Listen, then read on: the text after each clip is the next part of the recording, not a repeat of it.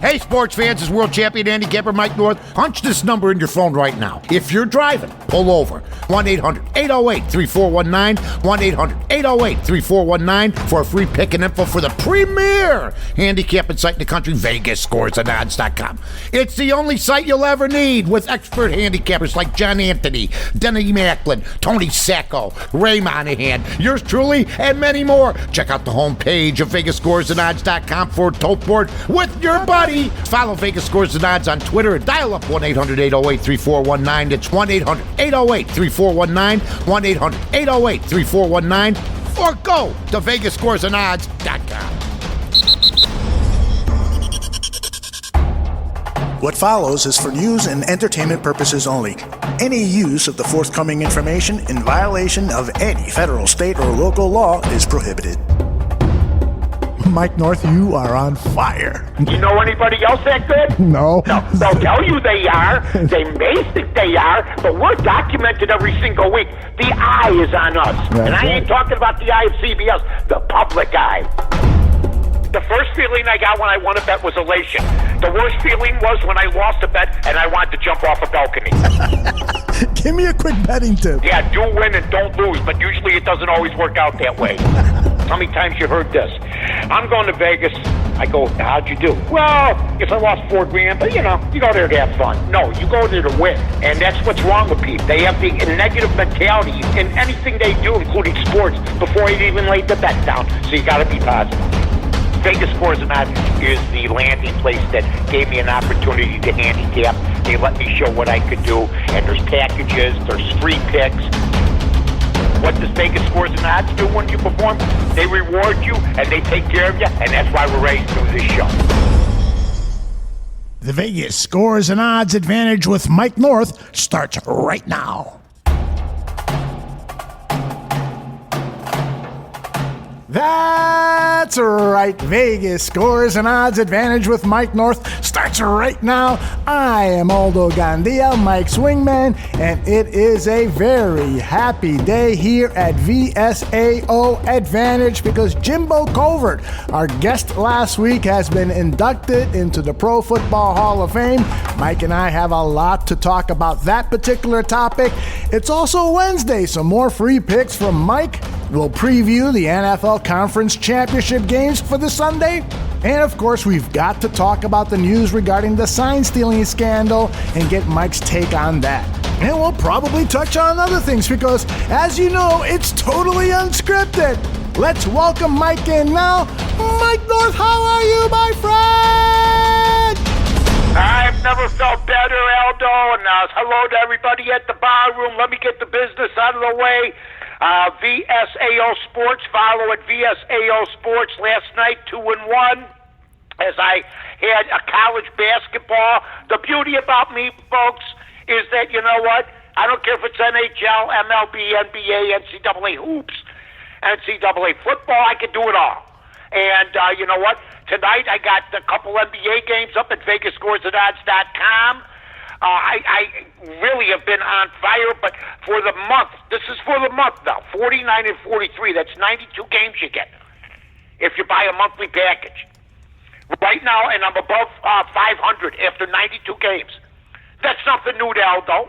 It may be nothing new to most of the people that listen, but it is a feat that's hard to continue to accomplish. In the NFL, I am right now 4-0 the last 7 days. Check that out. Got other great cappers like Tony Sacco on fire right now, John Anthony. Dennis Macklin's had a great year. So we're getting it done at Vegas Scores and Odds. We're going to be with them all the way into February. We love them as a sponsor. You know what? I mean, it's been a busy, busy football season. There's time to still make money. I'll have 3 picks at halfway through the show. All with the NBA tonight. I like the card. So, Aldo, all I'm going to say is it's been a good time so far. I won my bet the other night over Portland here on the Vegas Scores and Odds Advantage on the Bear Barroom Network. Make sure you follow at Bears Barroom or at Aldo Gandia as they went way over Portland in the Portland game. I am now 35 and 27. So You know what? It doesn't matter. Free. If you pay, you get more. And you know what? You might be living in another, I don't know, tax bracket, unless you don't report your taxes. Oh, Mike, yeah, I saw that you won that game on Monday. And you've got, 3 more picks for us later in the show? I got 3 picks ready to go. I'm in a good mood, like you said. I mean, Jimbo Covert getting in. Excuse me.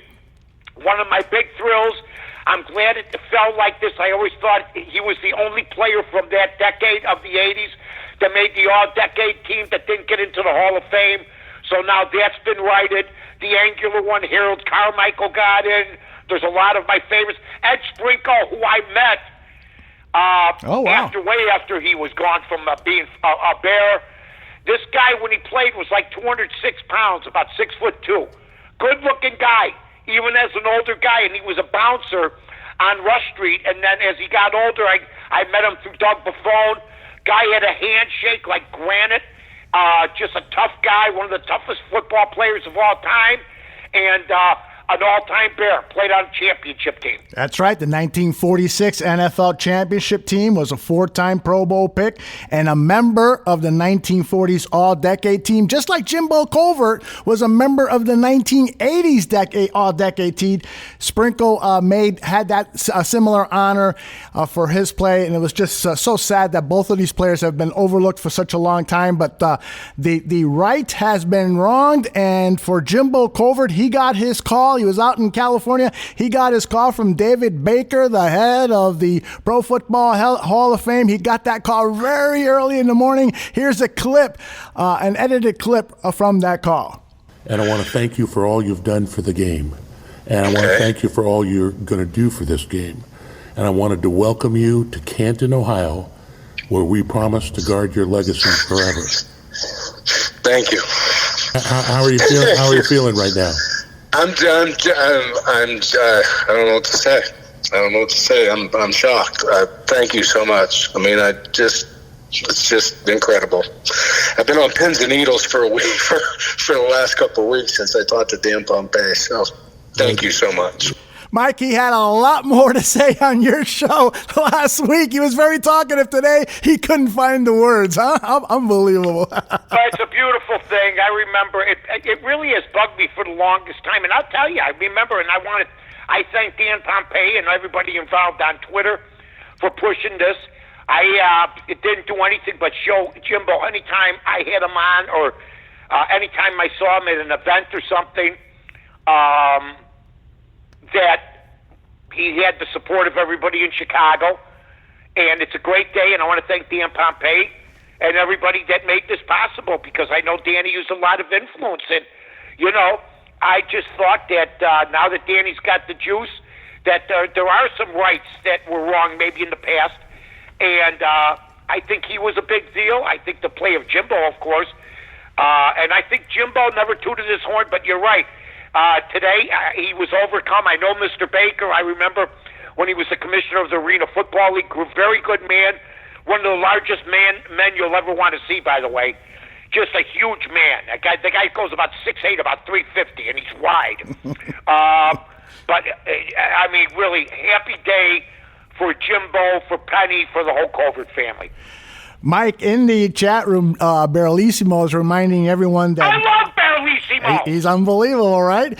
He's reminding everybody that Jimbo Covert was the only one to ever beat up Steve Mongo McMichael. And you mentioned that on the last show with Jimbo Covert, but you didn't share the details. Go back into your memory banks and tell us what happened with that fight between Mongo and Jimbo. Well, what happened was they were scrimmaging. And I guess there was a cheap shot. From what I understand, it was Jimbo. It was Mongo. Uh-huh. And I love these guys, these football players with mob nicknames. Jimbo, Mongo, And what happened was they got in each other's grill, and Covert planted him. Jimbo planted him, kicked his ass. Wow. And Mongo has acknowledged it. Jimbo Covert was one of them quiet dudes, but he never shied away from a fight. You heard him on the bar room say basically that when he was a rookie, he fought almost every day in training camp. So this was nothing new to him. I just think that that's a famous story. Jimbo doesn't mind telling it because he won, Right. And it was just, one of those days. So that's just the type of guy Jimbo was. He didn't look for trouble, but he could end it quickly. He certainly could. Yeah. Certainly could. Just the toughness of Jimbo Covert, and like the NFL .com says, he was overlooked because of that great defense. It was very easy to overlook the great players on that offense, but finally that's been righted. You mentioned a couple of the other players that were also inducted. I'll add Winston Hill, the offensive tackle for the Jets. From the New York Jets. Yeah. I got him in football cards when I was a kid. Is that right? I think he was on the 69 team, wasn't he? Yes, he was. He was indeed on the 69 team. He protected Joe Namath's backside. And another player inducted, Duke Slater, the offensive tackle from the early Chicago Bears, 1926-31. I'm sorry, Chicago Cardinals.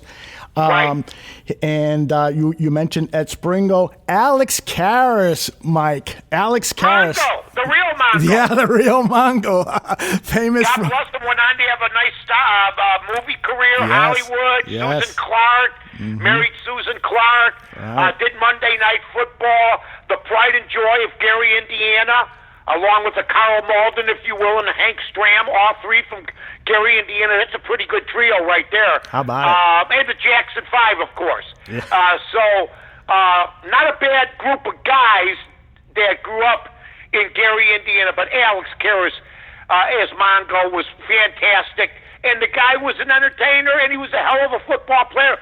And it's good to see him get in, because what I remember were those Green Bay Detroit bloodbaths on Thanksgiving from Tiger Stadium, or then known as Briggs Stadium, with Bart Starr and them, and there was many an upset with the Detroit Lions on Thanksgiving Day. So congratulations to him. Yeah, and he had that famous scene in the movie Blazing Saddles where he knocks out a horse with a punch. Right.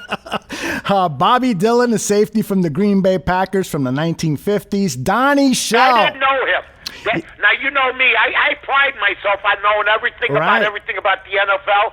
I got to be honest. I didn't know Bobby Dillon. Yeah, I have to admit, too, I did not know him. But Donnie Shell is a name. Have you ever heard anybody talk about Green Bay? Even the old guys, Don Hudson, Curly Lambeau. Bobby Dillon, I don't remember them being talking about. Yeah, I don't. Well, let's see what it says. He had 52 career interceptions during his days at Green Bay, and eye-popping 9 picks in 3 individual seasons. So for 5 straight years, he was a Pro Bowler, so that's some of his accomplishments. There you go.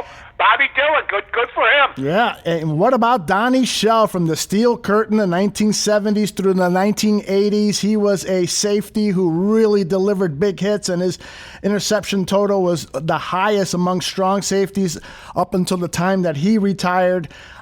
George Young, the contributor. Donnie Shell, by the way, if I can. Sure. He was steady. He was like when Joe Dumars was to the Detroit Pistons. Just steady, showed up all the time. Fundamentally sound football player, was a ball hawk. Good for him. Yeah, 14 seasons, 4 Super Bowl rings, not bad. George Young, who was in the front office for the Colts and the New York Giants. Cliff Harris, the safety from the Cowboys from the 1970s. Right, that's a name. Player. Yeah, that's a name that you and I are familiar. Number 44. Right, 6 Pro Bowl seasons. Max Speedy, a end for the Cleveland Browns in the 40s and 50s. That's a name that I'm not familiar with. Didn't know about Max Speedy, but what a name. Yeah, and then 2 more guys. Paul Tagliabue, the commissioner from 1989 to 2006. What the hell did he do? Right? Well, it says here that he gave Jacksonville a franchise. Good for you. I'm sure you're proud. I won't even read what it says here because I'm kind of with you. We could have overlooked him, but somebody who certainly does deserve to be in there is Steve Sable from NFL Films. Yes. He was just a master filmmaker. Man. And he certainly deserves to be in the Hall of Fame. How did Paul Tagliabue do? Well, I can read it for you. But they had a Super Bowl in Jacksonville where they had cruise ships because there wasn't enough hotel space. Huh? Wasn't there strikes? Yes, there were strikes. There was all sorts of nonsense. There was all sorts of stuff. Yeah. I'm sorry. He did not. When I think of great commissioners, I don't have him at the top or even at the bottom of any list. Yeah, I'm with you. I'm not with kidding, you. man. Well, he did. He was right after Roselle. He took over and he just continued to add more. Over what? He took over an empire. He took over an empire and didn't screw it up. The place was rocking when he took it over. That's right. That's right. Oh, that is hilarious. It was all about Roselle. I mean, Tagliabue to me is Wannstedt after Ditka. Sorry. Yeah. Just don't work. You know what I mean? It was a tough act to follow. Heart 4803 says maybe it was because he brought in instant replay. That's another strike. I'd like to strangle him if he's still alive. For bringing it in. A pain in the neck, man. And then George Bayless, Bearlissimo wants me to ask you a great question here. Who's the next Chicago Bear to get in? Will it be Olin Kreutz, Lance Briggs, Devin Hester, Charles Tillman? All of them will be eligible or are eligible. Do you have a preference on any of those guys? Or? I got two. I got to go, you know what? Probably Olin, but I got Peanut first. Okay. I think Peanut Tillman was the best defender on that team. Yeah. I think he was better than Urlacher. I think he was better than Briggs. I think Peanut Tillman was a monster, man. Yeah. I'm with you Besides there. that, he dunked on me in the celebrity game. Ah, did he? His rookie season, guy was unbelievable, man. The guy got the ball. I mean, I made a basket. He got offended, and he came down. I thought it was Dominique Wilkins, man. He had the hops and everything. He's a great athlete, good human being. I think I push him first and Olin second. That is unbelievable. Oh, yeah. Well, he loved every minute. We met after the game. We kidded. It was great memories, and a great football player. And really, when you see players stripping players of the football now, that was Peanut Tillman. That's right. That was it. The peanut punch. He popularized it, perfected it to an art, and he deserves certainly deserves being in the Hall of Fame. Whether he should go in before some of these other names mentioned is debatable, but he definitely deserves to be in. That is for sure. The guy to me was a ball player, man. Wow. Yeah. You didn't have to worry about that side too much. Mm-hmm. Yep. And don't forget, he went up against the best, Randy Moss. Guys like that back then. It was no picnic in that division. You know what I mean? Yeah. If we started looking up the receivers back then. Jordy Nelson. Calvin Johnson. Ball players, man. Right. Megatron from the Lions. Calvin Johnson. Absolutely. You had Jordy Nelson. You had Megatron. Yep. You had Randy Moss. Mm-hmm. Yep. He did very well. Guarded them. He did very well against all of them, and also his off-the-field work. He won the NFL Man of the Year award, the Walter Payton award for his... He's an FBI agent, isn't he now? You know what? I'm not sure if he is. Maybe someone in the chat room can help us with that. Yeah, I know he was trying to be. Yeah, all right, let's... You know me, the FBI makes me nervous. You know what I'm saying, Aldo, don't you? You know what I mean. Heart 4803, I think, is confirming that Charles Tillman is an FBI agent. Hey, you know what FBI means? Forever bothering Italians. Oh, God. That's great. All right, let's That's move. an old one. My uncle told me that a lot of times back in the day. Yeah, that is a great one. I never heard that one, actually. Oh, yeah. All right, let's turn our attention to the conference championship games. Let's at least get one in before we go to your picks. Let's talk about the San Francisco 49ers and Green Bay Packers. The Packers are getting, I should say, 7 points. The total, the over-under is 45.5. And Kyle Shanahan, was talking at the press conference about that game back in November that the 49ers just completely dominated the Packers, beat them 37-8, and they sacked Aaron Rodgers 5 times and then limited him to just 1.7 net yards per pass play on 33 throws. And Shanahan was asked, if if there was any that game had any relevance for Sunday's game, and if he thought any of his players believed that, what would he tell his players? Don't be that stupid. That's not real. This is about Sunday's game. This is the NFL, so no team. The game before never matters like that. There's 4 teams left, and it's 4 very, very good teams, and it's going to be a hard game for all of us. So, and also our players, the type of guys they are, the way they've been all year. I'm not concerned about that. They'll have to answer that question, I'm sure, a lot, but I don't think that'll be a worry for our players, which means it won't be for me. Mike, do you put any, as a professional gambler, do you look back at that game and it weighs on your decision on where to lay your bet? Not really. I look at what the system tells me to do. Off the top of my head, that seems like a lot of points, no matter what happened the first time. I mean, this is a different type of ball game, different type of animal. You got a battle-tested veteran at quarterback with a very good running game, the wide receiver, Adams. Defense playing very well.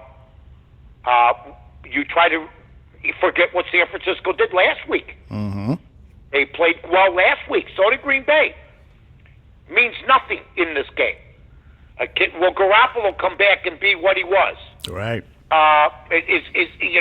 He's getting deeper into the unknown. I love the way Kyle Shanahan coaches. You and I talked about this on Monday. By the way, don't forget, folks, Monday and Wednesday will be off next week. And then after that, we go back to work the 100th show coming up in 2 weeks, always at noon. And I got to just say that if I had to pick it now, I'd probably take the points. Interesting. I'd probably take the points, but I don't have to pick it now. I haven't even charted it. And this is the way I used to bet when I lost. You know what I mean? Right. With no information.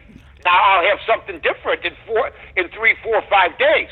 Far off the top of my head, I could see them staying within the number.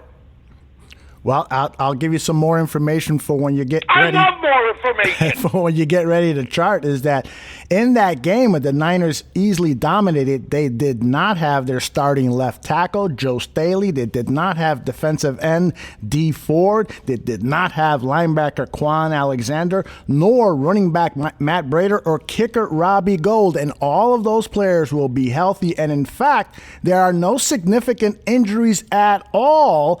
And so you're going to have a very healthy San Francisco 49ers at home against the Green Bay Packers. Now, what was the score of the game the last time? The score was 37-8. It was a complete domination. But here's with the 49ers. 49ers a winner over the Packers. With all those guys sitting. With all of those guys out with injuries. Yes, that's pretty impressive. Now, I would guess the score might have been the other way. You know? Yeah. But Green Bay, you know what? That was a stinker, but they haven't had many. That's what I'm going to tell you. But, yeah, that was a stinker. And I don't know. The chances of that happening again, I think we'll be talking in 2 weeks about this. I mean, I can't imagine Green Bay. First of all, it will make me absolutely sick if Green Bay's in the Super Bowl. It will make me ill. You and a million other Bears fans, yes. Yeah. Believe me, it will make me mentally ill. Oh, my goodness. The only time I might have been worse is when it was an all-New York World Series with the Mets and the Yankees. That made me really ill. Oh, my gosh, but, yes. I'm looking at it, and I think that Green Bay's farther along, and they've already passed the test with me. I didn't think they could win 12 games in the regular season. They won 13, and look what they're doing now. Well, and you said that that was one of their only stinkers. And in fact, Mike, the Packers, that was their only loss on the road this season. Right. And they are 7-1. They have the best road record in the NFL. And Matt LaFleur, just this morning, about an hour and 15 minutes ago, he said this about that last game. That last game was a long time ago. I think both teams have come a long way since then, and you certainly take a look at it and try to take bits and pieces from it, but there's a lot of tape on them, and we know what we have to do. I mean, it's going to be a great challenge. They're a great football team. They have been all year long. They've got great coaches, and we're just focused on our preparation and trying to be the best that we can be because we're going to need it. Mike, you said that if you had to make a choice now, you'd take the points. And here's a little tidbit to make that an even a more wiser choice is the total, Green Bay is 6-1 against the spread in their last 7 games that they've played in January. That's pretty impressive. Now, you've taught me one thing about these trends is different teams, different opponents, different personnel, and so forth. So don't pay too much attention to those trends. But Aaron Rodgers has been there for a lot of that. Yeah, you got that right. He's been there for all of those games. So, right. That's an interesting point. And San Francisco is 5-2 against the spread in their last 7 games. So that's a trend there that that people should consider. Perhaps it's going to be a great football game. I mean, really, the playoffs have been great. The NFL is back. To me, they were dead about 2.5, 3 years ago for all the nonsense and just the way that the PR was going, and the league was just okay.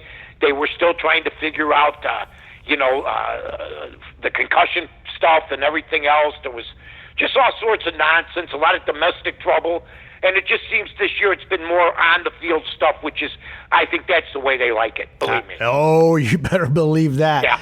Hey, how about the Bears moving?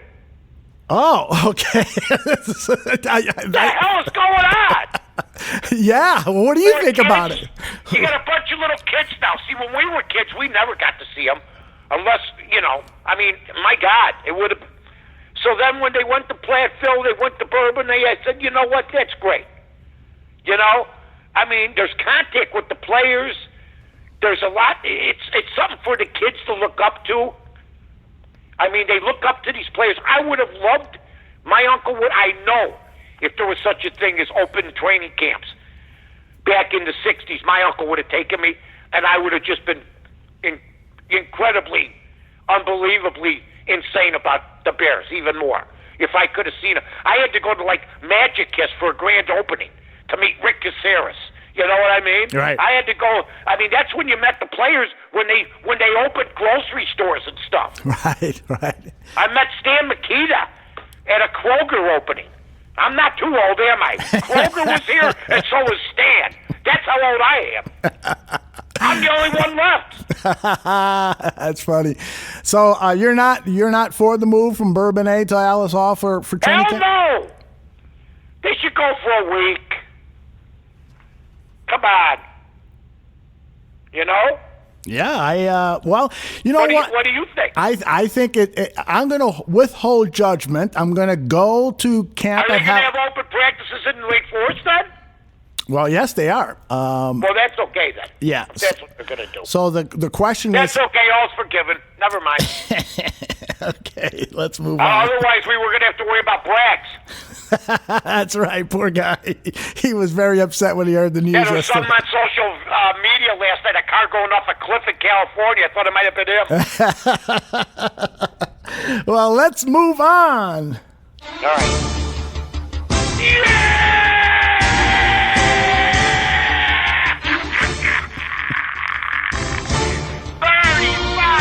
35-27, Vegas scores and odds. Yippee! That's what I do, folks.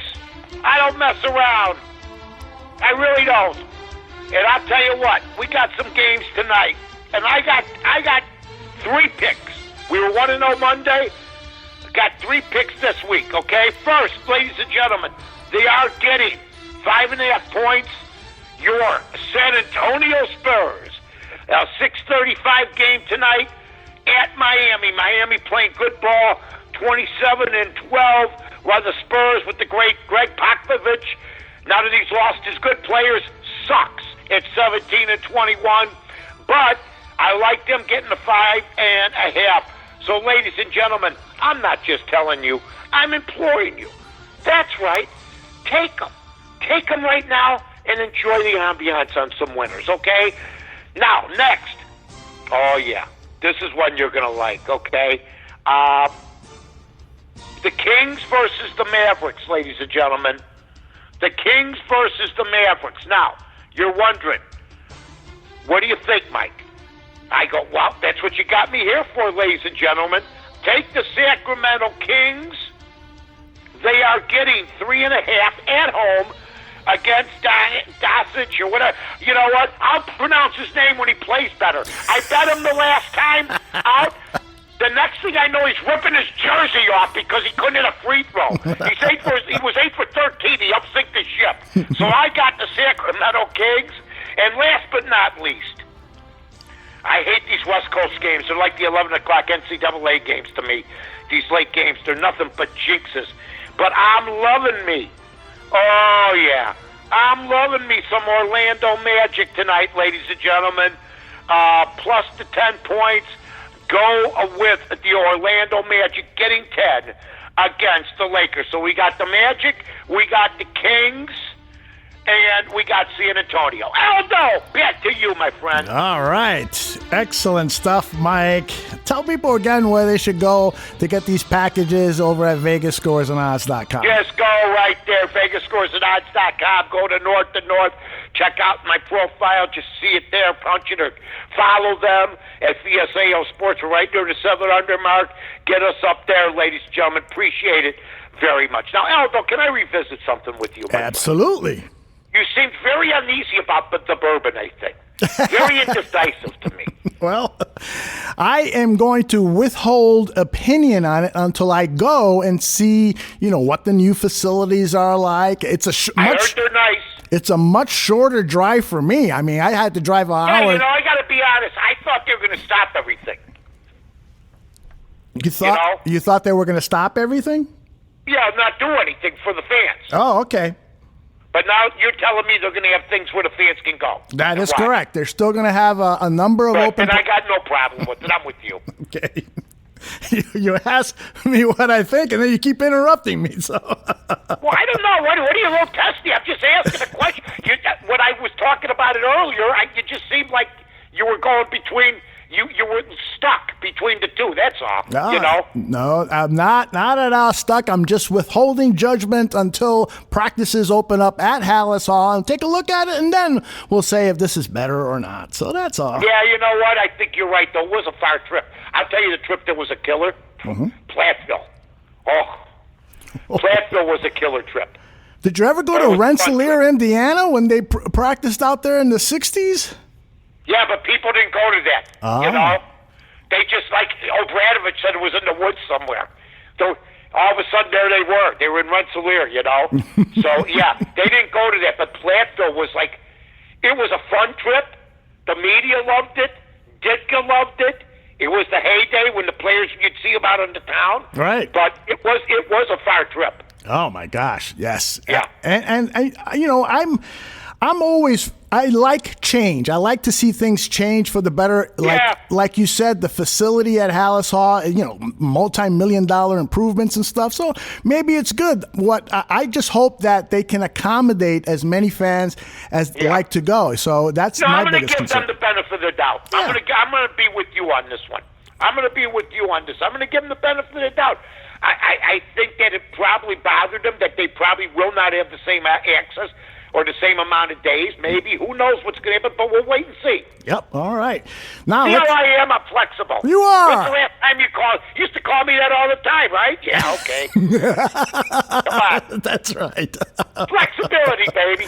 Absolutely. It's good to be flexible. All right. It is. I feel that way. Let's turn our attention to the Titans at Chiefs. This should be a humdinger. There I go again with humdinger. I love that. You know what? It's almost like malarkey with the other guy. I understand. That's right.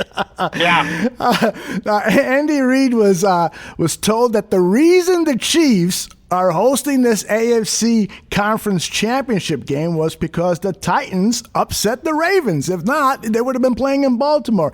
And Andy responded by just speaking glowingly about the Titans. This is Andy Reid. They're playing real good football right now. They're strong. They're well coached. Mike does a nice job with them. That running back's not a bad player. He brings it every snap. He's a big fella that can really move. Got a good offensive line, good receivers. Quarterback's playing well. You always like those stories when a guy didn't have as much success as he probably would have liked at one place, but comes here and he's got the guys in the championship game. Their defense is playing good football, and their special teams are good. So all the way around, it's a well-deserved team to be in this position. Mike, you talked about the Titans on Monday, and you spoke glowingly about them too, particularly that big running back, Derrick Henry. So what's your gut saying? I know you haven't charted the game yet, but what's your gut saying so far?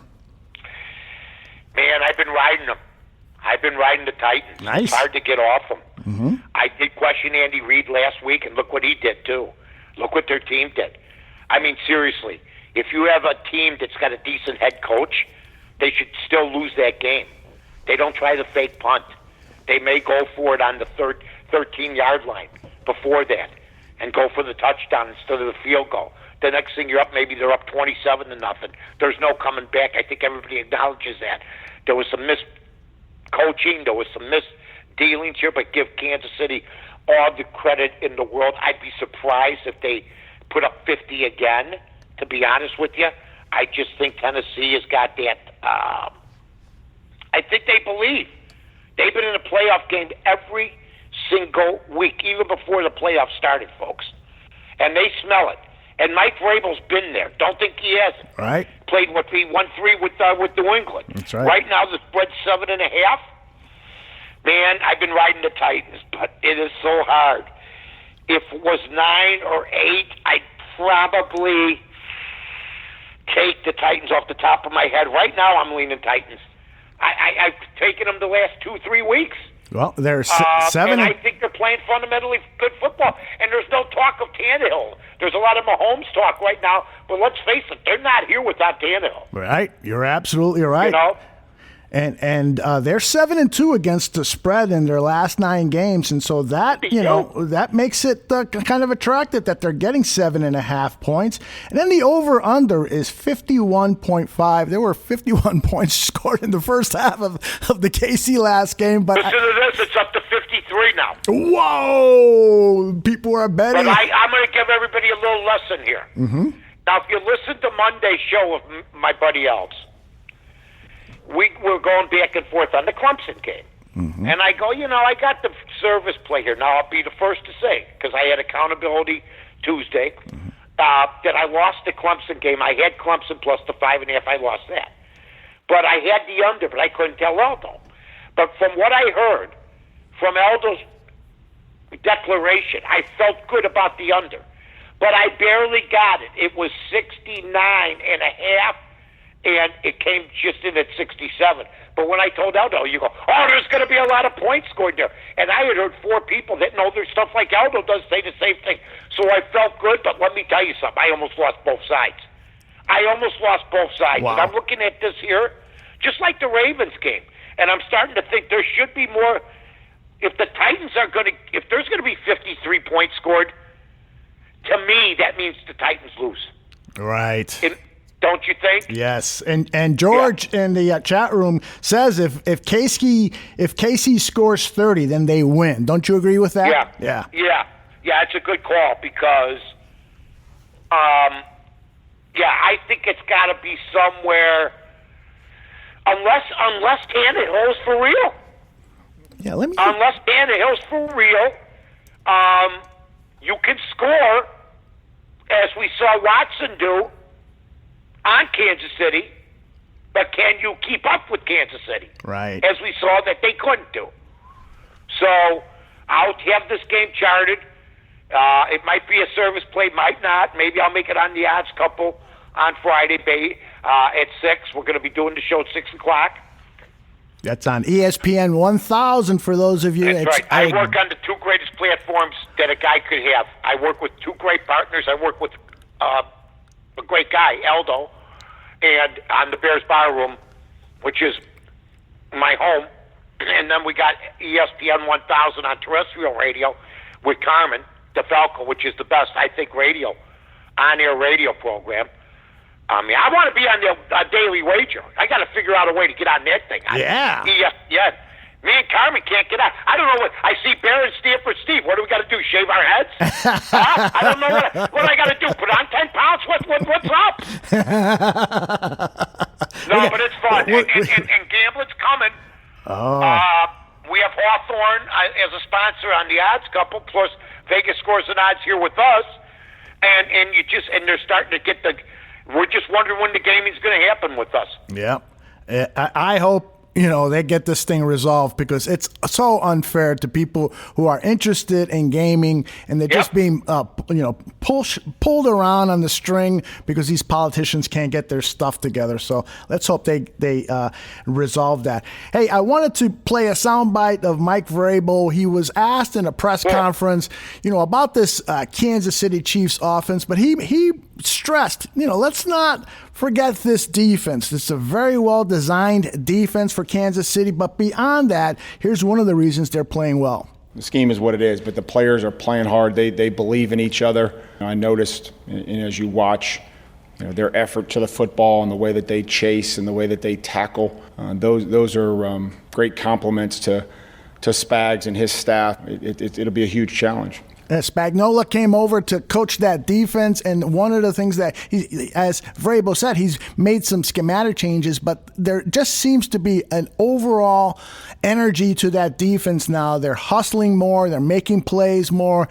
Last year, remember, this Kansas City Chiefs defense was a sieve. They just allowed points after points, but this season, this defensive team could give Tannehill and Derrick Henry some problems. So who knows? Nobody knows what the final is going to be, but it could be a low-scoring game just because of these two defenses. Yeah, and you know what, Aldo? I'll give them this too. I mean, look, it's great when you're a defense like Kansas City, and even if you make a mistake, you got Patrick Mahomes in that offense to come make up for that mistake. Yep. So, I think that, like, for instance, our Chicago Bears play under a different dynamic. If we make a mistake, we're screwed, because our offense may not be good enough to get us back. We just saw a 24-0 lead. I saw it with my own eyes. I had money on the game. Disintegrate. That's the beauty of gambling. I had it handicapped right. I just didn't handicap that the head coach would lose his water. But panic. He panicked. You're up 24-7, man. You're on your home 30. What are you doing? Where we at? Gilbourne Park? Are we in the Pee Wee League? We at Portage? What the hell's going on around here? You can't handicap. Brian added something. I say you can't handicap injury. You can't handicap turnovers. I'll give you another one you can't handicap. Knuckleheads. Like this. That's right. Because that was the dumbest play I've seen in years. Because of the situation. But I'm not bitter. I'm just saying that's the beauty of gambling. I was doing the rumba. I was charting things up. I was ready to go. Yeah. And then all of a sudden, I'm in the fetal position with my thumb in my mouth. Come on. Mike, when you chart a game, do you account for experience at the head coaching position? I mean, because you got Andy Reid, who has been coaching since I was a little baby, and then you got Mike Vrabel, who's relatively new to the head coaching profession. Does that factor into your thinking? No. If it comes out Tennessee, I'm taking them. And you know what? Look, if it factors in, it will show me. But there's a lot of dynamics that come into play with this deal that I perfected and that I got, and that I could pick 92 games and be over 500. There's not many people in this world that can do that, folks. And that's what I did. I picked 92 games in 1 month. You're not going to get cheated with me at Vegas Scores and Odds. Plus, you get 3 games like I just gave you. Plus, you win the other night. Plus, you win with the odds couple, for God's sake. I don't know what anybody wants anymore. I really don't. But I'm going to tell you another thing. I think the best game of the weekend is the Green Bay game. Yeah, got it. I think that one there is the one where I'm going, I'm a little bit wondering. You know what I mean? That's it. I'm just wondering that. And Aaron Rodgers has fooled me all year long, and I know he hasn't had a real good year, but this Aaron Jones is a hell of a player too. And Rodgers still has it in his head. He still makes the big plays at the opportune times. When it's 3rd and 6 and he's behind center, you're almost, if you're betting against him, saying, man, it's going to be tough to stop. Yeah. It's going to be tough to stop. Yeah, I have this gut feeling that the Packers are not going into this game with a lot of confidence, and I'll tell you why. Well, did you hear LaFleur at the end? Mm-hmm. Get the LaFleur thing up again, the one that you played. Yeah. Okay. Hold on a second. See if you can find it, folks, because I listened. I should have hit on this earlier with my guy, Aldo, but he said something at the end here. Something like we're going to need it. That last game was a long time ago. Let me fast forward a little bit. Football team. If I can. They have been all year long. They've got great coaches, and we're just focused on our preparation and trying to be the best that we can be because we're going to need it. We're going to Because need we're going to need it. It sounds like Bill O'Brien. We need 50. Yes. Doesn't it? You're very, I very. heard that earlier. Yes. Like, wow. You're very observant to bring to get that because I listened to his entire press conference from after the game that they won over Seattle, and then this morning's, and he just doesn't sound real confident. Yeah, you're right. He sounds scared a little bit. He does, and I got to tell you this: that Seahawks game, the Seahawks were on their way to win that game with they were. 4 or 5 minutes to go. The crowd at Lambeau Field was totally quiet. They had a bad feeling, and it was only because the referees gave that call to the tight end, making it a first down and a couple of lucky things. But Seahawks were on their way to a big upset. So I don't know. I got a feeling that the 49ers might blow this Packers team out just like they did in the regular season. Boy, they look good last week, and I like Tennessee right now, and I like San Francisco, where their teams are at, where it looks like. I mean, you're right. You play LaFleur, and then you just play Vrabel, and Vrabel just sounds like we're ready, man. Yeah, we're ready, and LaFleur goes, we're going to need it. We're going to need this. We're going to need that. So sometimes you can sort of, sense things through message. And I sense through message that the Tennessee Titans, I think, can win their game. But as I'm listening to the two coaches, I don't think Green Bay can win their game. Yeah, it's going to be a great weekend, I think, of football. Oh yeah. Like you said, it's great that there's so much focus on what's going on in the field and not what's going on off the field. But that may not be the case with the upcoming Major League Baseball season. I'm going to switch topics on you here and tell you that this stealing signs scandal could be even bigger than we know. There is a report that veteran infielder Logan Morrison named the Yankees and Dodgers in addition to the Red Sox and Astros as teams that have used cameras to steal signs. An October article on electronic espionage in the Bleacher Report cites league sources who also think the Diamondbacks, Indians, Rangers, Blue Jays, Nationals, and even the Chicago Cubs have dabbled in the electronic dark arts. And Mike, just for people who don't know what I'm talking about, this is a portion of a CBS News report from Monday when it was announced that Major League Baseball had handed down penalties to the general manager and manager of the Houston Astros for stealing signals. Take a listen to this CBS report. The team had been cheating for months. They stole signs from a center field camera trained on the opposing team's catcher. Astros players studied a monitor, then warned their batters a certain pitch was coming. In this audio-enhanced clip, you're about to hear the signal for an off-speed pitch. 2 bangs on a trash can. Major League Baseball's investigation concluded virtually all the players had some involvement or knowledge of the scheme. Astros general manager Jeff Luhnow and manager A.J. Hinch were banned for a year, then fired by Astros owner Jim Crane. It's the stiffest penalty that any team has ever taken or given. MLB isn't done. They're also investigating the Boston Red Sox and manager Alex Cora, formerly the Astros bench coach. Mike, as a professional gambler, this must make your stomach sick to know that perhaps a lot of baseball games were decided because of cheating. Your thoughts? Well, first of all, the Astros should lose their title. They should lose their title. Period. You can't cheat and then let them keep the title. the players are being not even held accountable. Mm-hmm. It's the other guys. It's the manager. It's the GM, and I get that. But the players knew about it, and they lived off it. You know what I remember in 2017 when I was watching Houston in the postseason? Mm-hmm. I think most of the barroom listeners might remember it too. Boy, Houston's hitting the ball. Boy, they're on top of everything. Boy, it's like they almost know what's being thrown. They were on fire all year. And all you heard was analytics. You know what analytics must mean? Cheating. Because they do not deserve to have their World Series title. And if the other teams did it, then they deserve to have the penalty that the Astros are getting.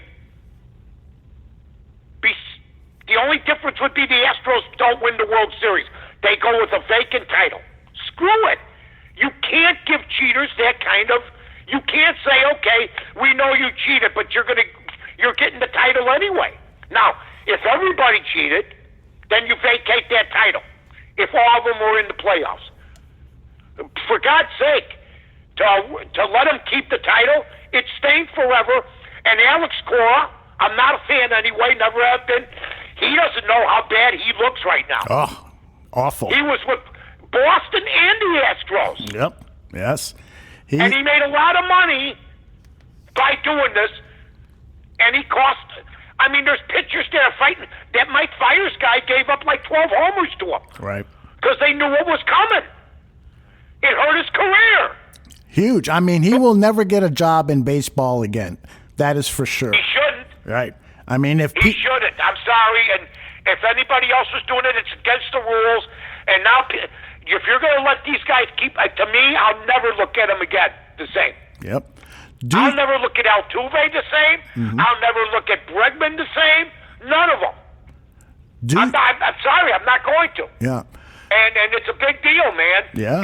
And I think it's gotten bigger, but baseball, Manfred and Torrey, unless you ban them from their title, then you're weak. Then you're weaklings. You're weaklings.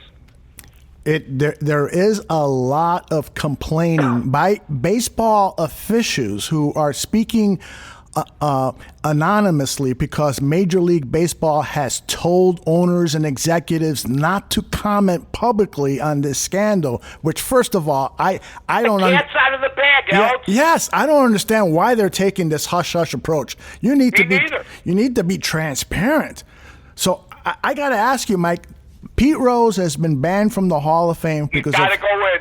Yeah, do you think this is worse than the Pete Rose situation? Because I kind of think that it is. It is. It's worse. I mean, it's like, look, I don't care whether you're talking steroids or cheating electronically and doing it the way that they were doing it. Somebody brought up the White Sox did it in 1980. This was great. Some guy on social media goes, "Hey, Mike, the White Sox did it in 1980. Yeah, you know what they had? A 25-watt bulb. Okay? Wait a minute. Stick it out of the hole in the center field scoreboard? I can't see that far. Okay? I couldn't see the bulb if it was on. And on top of that, this is the best, Els. They're 70 and 92 that year.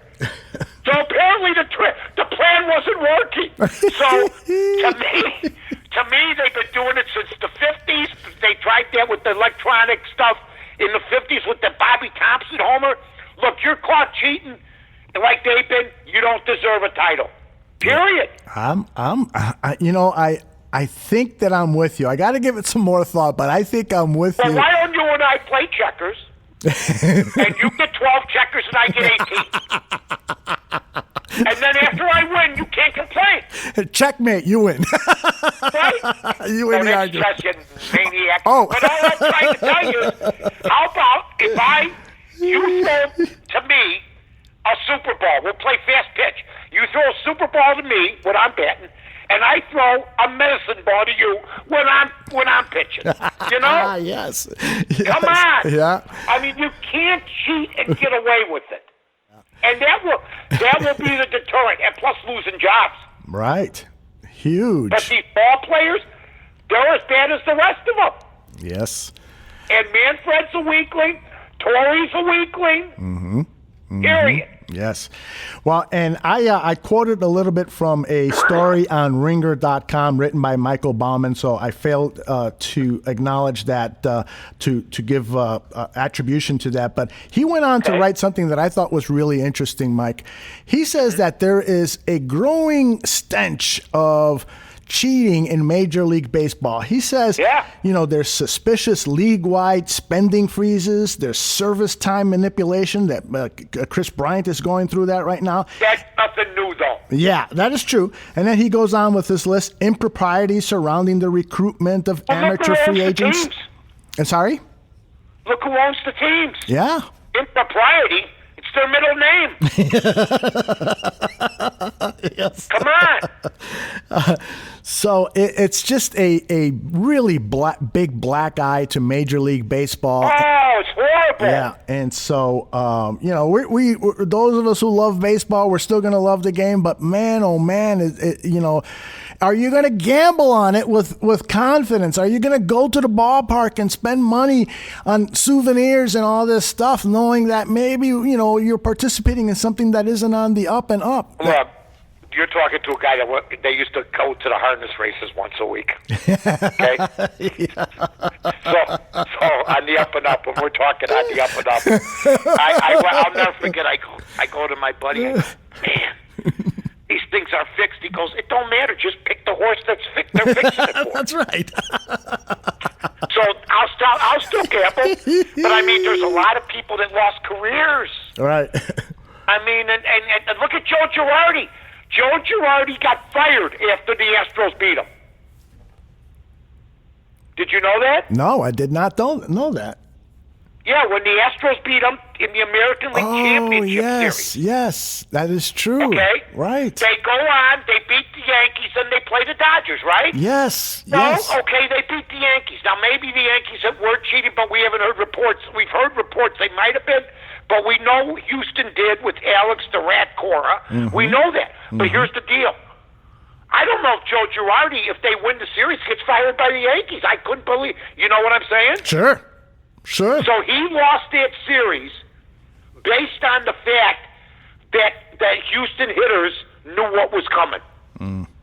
Wow. That's brutal. That is brutal. And he lost his job. Right. Well, let me ask you this, though. You say that you're going to continue. You like when I come up with those out of left field things like that? That was outstanding. Not out of left field. That was out of the heavens. Out of the heavens, my friend. But here's the thing. So let's say you bet $1,000, $10,000 on the Astros opponent to that 2017 World Series. You lost your $10,000, and now you're learning that the Astros cheated. So are you going to feel good about betting on baseball in the future? Well, here's the deal. Mm-hmm. If they vacate the title, nobody wins the title. Legally, you could get your money back, but the tickets have already been exchanged. Money's been paid out. This is something that happened in the past. I will be better. I won't have a problem betting baseball. Like I said, I bet the harness races, Yeah. And you know what? If on a winning night you don't give a shit, you were a genius handicapping. On a losing night, the races are fixed and you're getting screwed. Right. That's just the way it is. But I love gambling. I'm hoping this is bad for baseball, though. Yes. And I don't like the punishment being weak. Oh, you're taking away $5 million? Shh. They spend that in uniforms. Are you kidding me? That's nothing. That's nothing, man. You're absolutely They deserve to have the whole thing thrown at them. Kennesaw Mountain North. That's who should be the commissioner. Kennesaw Mountain North. They'd all be in trouble. Believe me, I don't like that stuff. So you're fine with the Astros championship being taken away from them, but And Boston if they did it. Right, exactly. But those people who lost their bets as a result of it is what it is, correct? Yeah. I have to agree. Do? I have to agree with you. You just can't go back. You're screwed. I mean, that's just the way it goes. Yeah. Unless a guy's got a ticket left, maybe somebody's got a ticket left, but I doubt it. Yeah. It just was amazing the way they hit that series. Really? And you know what? Then the pitcher tips them off from the other team, tips the authorities off, going, they know what I'm throwing. Mm-hmm. and he gets screwed up in his career. You've played a lot of baseball in your life, Yeah. and so how big of an advantage is it when you know that an off-speed pitch is coming? Oh my God! Here's the worst. The best one is if you know a fastball's coming. Mm-hmm. If you know a fastball's coming, that's the best. Yeah, just unload them. If you know a curveball, they could tell you. Sandy Koufax could have said, "I'm going to throw you a curveball," and you might still miss it. You wait a little bit, but it's still got that hook and everything else. If you know a fastball's coming, but you know what they were banging on?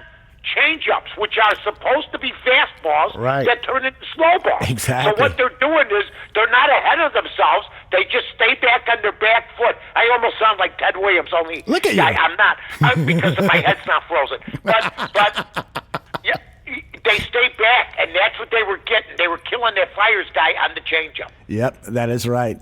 Boy, I got to tell you, it's a fascinating topic. It's something that I hope Major League Baseball continues to investigate and clean it up, because it's just not good for baseball and not good for all sports in the industry. He's from Mountain North. You're the guy that's... And Aldo Giamatti. Aldo Giamatti, I like that. Nobody knows Paul Giamatti. That's his son. That's right. The Nobody great actor. knows that until you look at him. Oh, yes, there is a similarity. There's a little bit of a similarity there. Absolutely.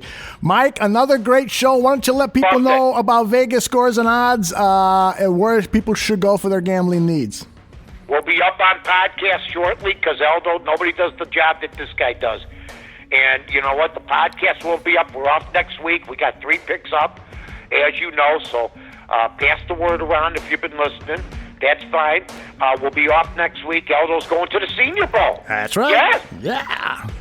Oh, baby. Hitting and massaging. That's me. Oh, yeah, baby. Anyway, once again, Vegas Scores and Odds, Bears Barroom. We love you all. Aldo, have a good trip, buddy. Thank you. Remember to go to VegasScoresandOdds.com and take a look at the packages there. And Mike, I love you. We'll talk to you on the 27th of January. See you, buddy.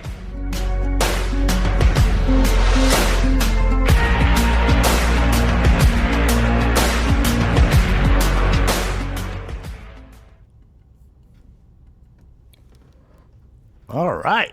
Have a good vacation. Thank you very much. When you get back, we'll work on the autobiography. Hey, are you still planning on going to Vegas? I'm talking to him by phone. I'm telling you, these guys